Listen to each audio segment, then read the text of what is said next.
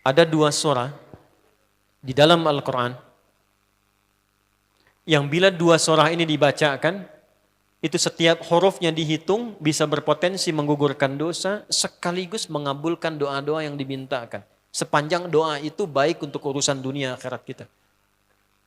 Kalau salah satu kurang baik diperbaiki oleh Allah.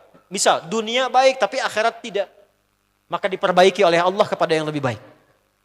Surat pertama Al-Fatihah, surah kedua Al-Baqarah.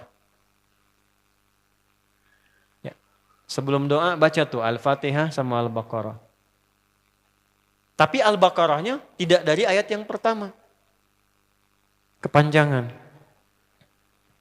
Cukupkan di ayat 285 sampai ayat 286, 2 ayat terakhir. Hadisnya sahih. Kalau mau dikuatkan biasanya banyak ulama memasukkan ayat 284. Ada yang sudah masuk ke dalam Ka'bah di sini? Ini informasi saja. Dan 3 ayat ini, Al-Baqarah 284, 285, 286, itu ayat yang dituliskan di dinding Ka'bah. Itu yang saat berhala dikeluarkan, gambar-gambar dihapus, itu ya, syair-syair diganti dengan ayat Quran sehingga jadi kain kiswah Ka'bah di luar. Itu ada sejarahnya. Yang di dalam pun dihiasi dengan hiasan ayat Al-Quran. Di antara yang dituliskan itu Al-Baqarah ayat 284, 285, 286. Intinya di 285 dan 286-nya. Tadi rakaat pertama yang saya bacakan dalam salat Isya. Hadisnya sahih. Itu spesial malaikat Jibril turun kepada Nabi Muhammad SAW mengabarkan kabar gembira siapa yang membiasakan membaca Al-Fatihah. Ya, kemudian 2 ayat terakhir di Al-Baqarah dari amanar rasulu sampai fansurna 'alal qaumil kafirin, tidaklah dia membacakan itu kecuali setiap hurufnya dijaminkan mengabulkan doa-doa yang dia mohonkan sepanjang benar doanya dan tidak diselimuti maksiat. Ini maaf ya. Ini saya minta maaf dulu nih. Kalaupun Anda benar doanya khusyuk sampai nangis, tapi ada selimut maksiat dalam permohonan doa itu pengabulannya mental lagi. Hadisnya sahih. Thumma dzakara rajula yutilu as-safara ash'atha aghbara yamuddu yadayhi ila as-sama' fayaqulu ya rabb faqala Rasulullah sallallahu alaihi wasallam anna yustajabu lidzalik famat'amuhu haram mashrabuhu haram malbasuhu haram wa ghudhiya biharamin fa anna yustajabu lidzalik. Rawahu Muslim. Nabi mengisahkan seorang lelaki menempuh perjalanan jauh. Awas, menempuh perjalanan panjang untuk ketaatan itu mempercepat doa dikabulkan 2 kali lipat dibanding orang biasa. Makanya kalau ada orang mau ke Mekah umrah, mau haji, titip doa. Ada yang mau beasiswa ke Madinah, ke Mekah, ke Al-Azhar, ke Mesir, titip doa. Saya biasanya kalau mau berangkat umrah, Ustaz titip doa, ayo tulis banyak tuh. Enggak saya baca. Saya simpen aja, ntar dekat Ka'bah, ya Allah engkau maha mengetahui. Ya. Mohon kabulkan semua doa-doa ya dari teman-teman jamaah yang dititipkan dalam kertas yang telah mereka tuliskan itu. Simple Pak, daripada capek kita bacakan satu-satu. Dan alhamdulillah biasanya ya insya Allah terkabul. Insya Allah. Itu perjalanan jauh. Nah orang ini menempuh perjalanan untuk sekedar berdoa. Safar. Ya, safar yang baik. Kemudian yang kedua, yamuddu yadaihi ilas sama, dia mengangkat tangannya ke langit. Ini saya tidak bermaksud mengajarkan ya, cuma menunjukkan prakteknya begini nih. Ada yang bisa bantu saya enggak satu orang maju? Cepat. Yang depan aja, depan. Jazakallah khair. Mohon pegangkan mic sebentar. Ya, terima kasih ya. Lihat sini. Gini. Nah, jazakallah.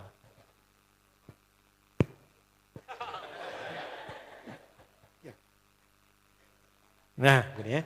Ini tangan, lihat telapak 2 ya. Berdoa itu sesuai porsinya dan ikuti caranya Nabi.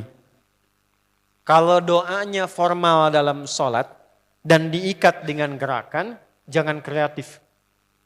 Ikuti seperti Nabi yang contohkan. Misal dalam sholat, shollu kama ra'aitumuni usolli. Sholatlah seperti kalian melihat aku sholat. Nanti ada 3 posisi atau sampai 4 posisi dalam sholat yang mempercepat terkabulnya doa. Posisi puncaknya sujud. Hadisnya sahih, inna ma aqrabal 'abdi min rabbih wa huwa sajidun fa aktsirud du'a. Keadaan terdekat antara hamba dengan Rabbnya adalah saat sujud, maka perbanyak doa saat sujud. Tangannya posisi sujud begini, menempel. Jadi nggak usah begini. Oke, begini. Nah, ini di luar sholat. Di luar sholat, kalau berdoa, tangan begini. Lihat baik-baik ya.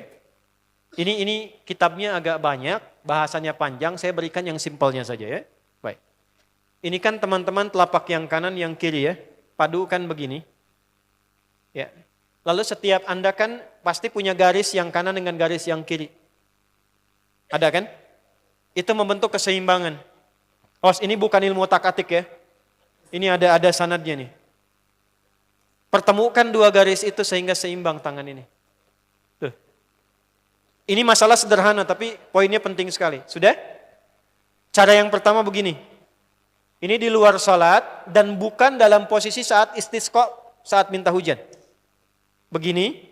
Sudah? Pertemukan. Lalu letakkan sejajar dengan dada di sini. Ya. Jadi kalau dada itu ini posisinya, ini nahar di sini. Ini ada rongga dari bagian atas dengan perut, ada rongga kosong. Nah ini yang disebut dengan sodrun di sini. Ya, kalau kita meletakkan telapak tangan saat sholat begini, letaknya di sini. Yang ini perut, yang ini nahar. Doa itu di sini. Jelas? Semakin kita memohon dengan lebih sangat, naikkan sedikit begini. Sudah? Kalau istisqa minta hujan agak lebih tinggi ke atas. Nah ini cara mengangkat yang standar di sini untuk memohon. Jelas? Oke, jazakallah khair. Nah ini orang ini dia mengangkat tangannya. Jadi melakukan perjalanan jauh, mengangkat tangannya, ya muddu yadaihi ilas sama.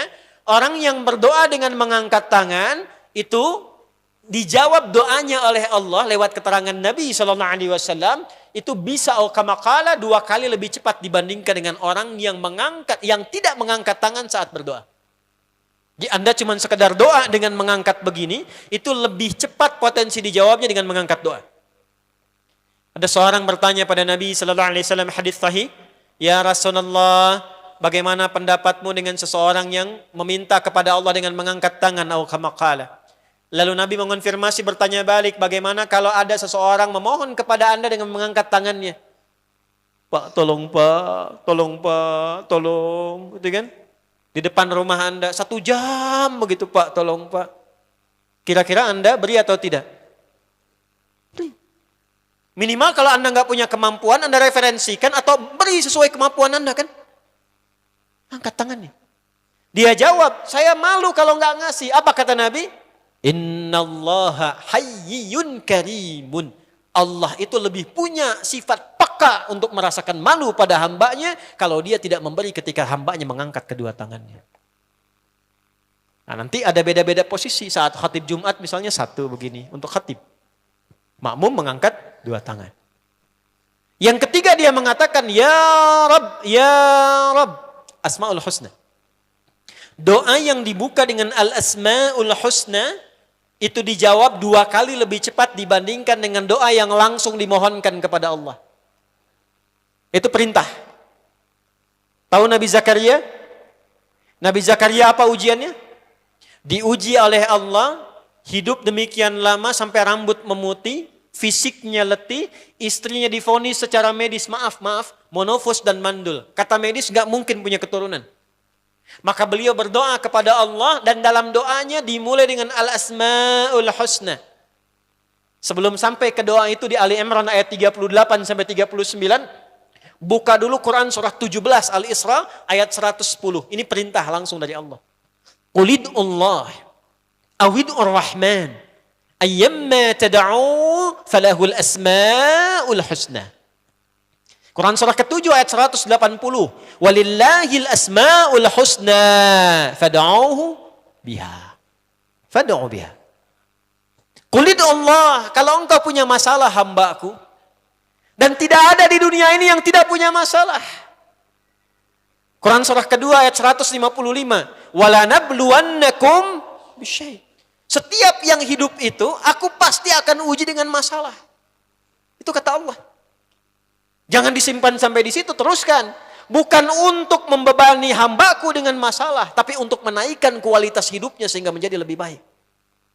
Jadi ketika Allah titipkan masalah itu, bukan ingin membuat kita bermasalah. Tapi dengan masalah itu kita diuji supaya kualitas hidup kita menjadi lebih baik.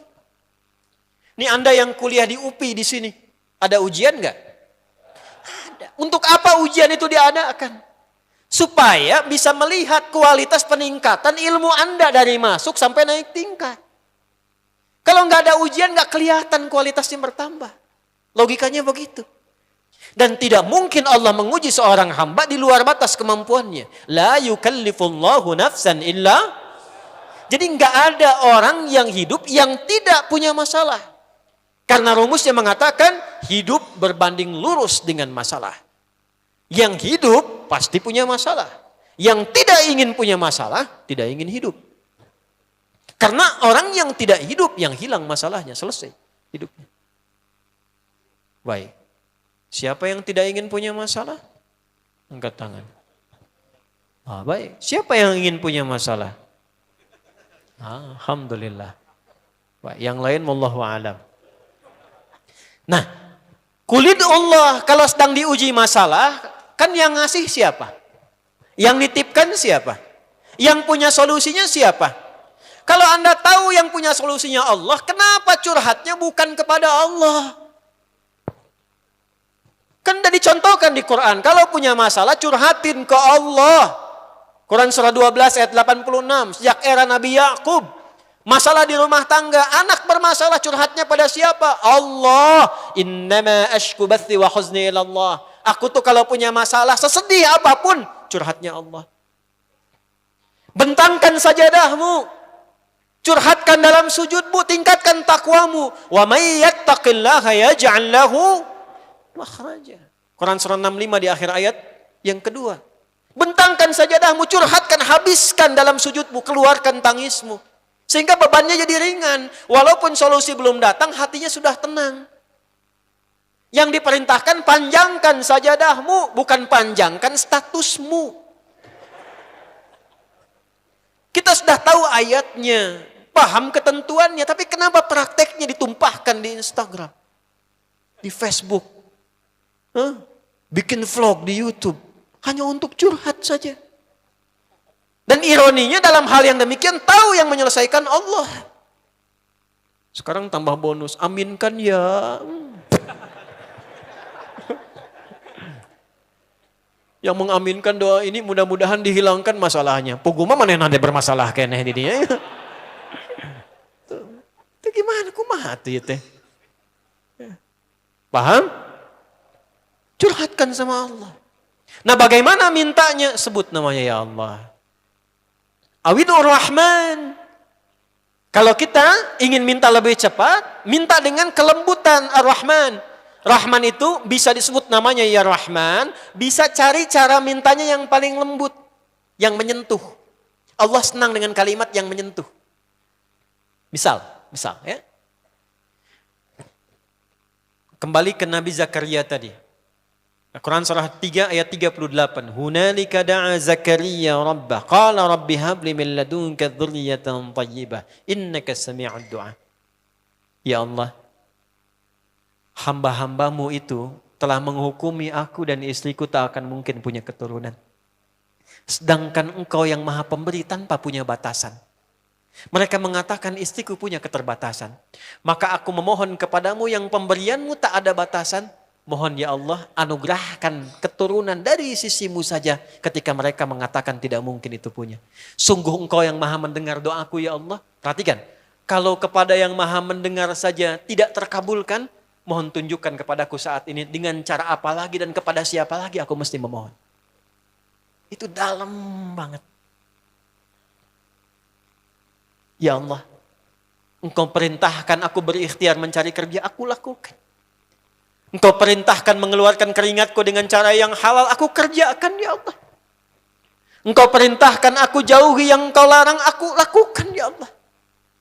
Sekarang aku telah berikhtiar dari sejak keluar, aku telah menunaikan sholat subuh seperti yang engkau maha mengetahuinya. Dan menjelang malam aku mengadukan bahkan di rumahmu ya Allah hanya untuk sesuap nasi bagi istri dan anakku dari yang halal itu. Aku telah melakukan apa yang kau perintahkan. Aku hanya memohon apa yang telah kau janjikan. Kalau dengan semua ikhtiar yang aku kerjakan sampai detik aku bersujud di hadapanmu di rumahmu ini belum kau kabulkan. Mohon tunjukkan kepadaku di malam ini ya Allah. Dengan cara apa lagi mesti aku memohon kepadamu. Minta. Pernah enggak begitu mintanya? Itu Rahman.